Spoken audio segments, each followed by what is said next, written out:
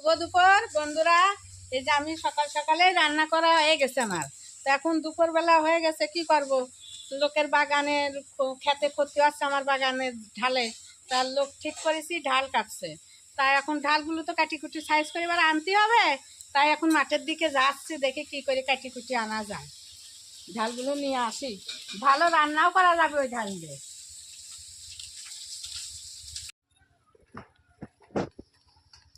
যাওয়ার কি কায়দা আছে? এদিক দিয়ে কলা গাছ হেলিয়ে পড়েছে, তাহলে যাবো কোন পথ দিয়ে? আমি এখন এই জমির ভিতর দিয়ে আমার যেতে হবে, কিচ্ছু করার নাই। এই যে বন্ধুরা, এই দেখো আমি লঙ্কার জমির কাছে দাঁড়িয়ে রয়েছি। ওই দেখো দূরের থেকেই দেখা আছে গাছে ঢাল কাটছে, দেখো কি কায়দায় ঢালগুলো কাটছে। বাবা কত দূর ঢাল কাটছে। এবার এই ঢালগুলো আমরা কেটে কুটিয়ে নিয়ে যাব। বন্ধুরা বাগানে চলে এসছি, তাই যে ঢাল কাটছে এদিকে এদিকে।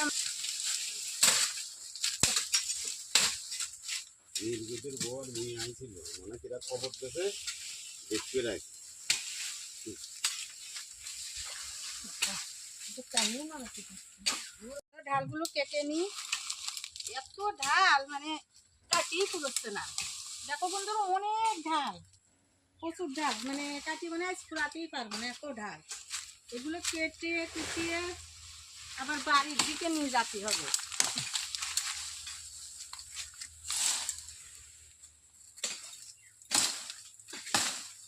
বাড়ি নিয়ে যেতে হবে। মেহগুনের গাছও 2-3 রকমের হয়। দেখো এইগুলো একটা গাছ মানে কাঠের কালার মনে হচ্ছে, এইগুলো আবার আলাদা কালার। পাতাগুলো ছোট ছোট, এইগুলো সুন্দর কালার। কতগুলো পাতা বড়, কতগুলো পাতা ছোট। এইগুলো ছোট ছোট পাতা, দেখো কি কালার। এগুলো শাড়ি হলে মানে এত সুন্দর কালার হবে না, আরো ভালো কালার হবে।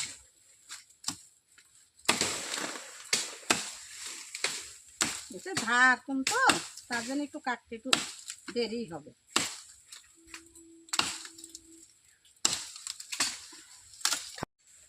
দেখো বন্ধুরা, এই ঢালগুলো আমার বরমশাই কেটেছে। এখন এগুলো আমি গুছিয়ে বাড়ি রেখে আসতে হবে, বাড়ির দিকে নিয়ে যেতে হবে। বিষ মাদারিগুলো ছাড়াই নিতে হবে। হাতে মাতে কামড়তে সরি বাবা, বিষ মাদারি। এবার ঢালগুলো আমি সুন্দর করে সাইজ করি এখানে কলা পাতা পর দিয়ে বাড়িয়ে নেব।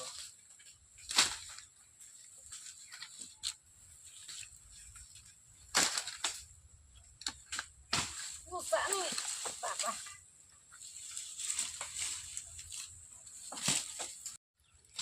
যাই, অনেকটাই দূর তো বাড়ির থেকে। বন্ধুরা ঢালগুলো আমি এখন বাড়ি নিয়ে যাচ্ছি।